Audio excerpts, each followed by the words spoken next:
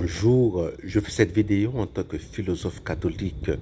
Si vous êtes catholique, n'aggravez pas votre cas.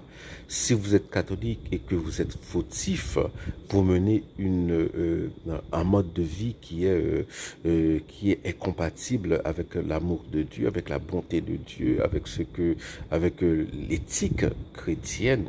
Eh bien, n'aggravez pas votre cas. Ce que je veux dire par là, alors pour donner un exemple concret, hein, j'ai connu des gens qui trompaient leurs femmes, qui ont passé presque toute leur vie à tromper leurs femmes avec diverses maîtresses et qui allaient à la messe le dimanche, qui allaient à la messe lors des grandes célébrations et qui prenaient la Sainte Communion.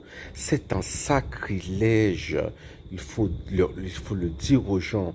Il y a des gens qui ne devraient pas prendre la Sainte Communion. Lorsque vous, par exemple, lorsque vous trompez votre femme et que vous prenez la Sainte Communion, et c'est pas, vous ne montrez pas à Dieu que vous l'aimez. Vous ne faites pas un geste pour réduire la gravité de votre situation. Vous l'aggravez. Cela veut dire en plus du péché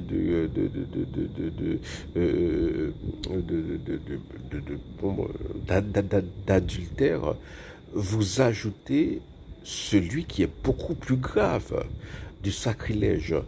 Vaut mieux aller à l'église et ne pas communier et faire du bien aux autres, aider les autres. Vous pouvez aider les autres, même si vous menez une vie, un mode de vie qui n'est pas correct. Donc, comme dit Saint Pierre, la charité couvre beaucoup de péchés.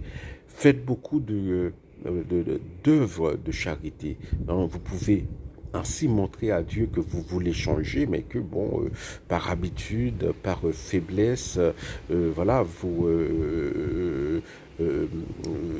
continuez à tromper votre femme. Mais la pire chose à faire, c'est si vous faites cela, c'est de continuer de prendre la Sainte Communion. Il faut se confesser d'abord. Voilà, il faut confesser ce genre de péché. Hein. On peut pas on peut pas dire j'ai l'habitude de tromper ma femme, donc je me confesse. Hein. Par exemple, il y a des gens qui ont des habitudes, voilà, que l'Église tolère, accepte que ces gens se confessent sans communier. Mais on peut pas avoir la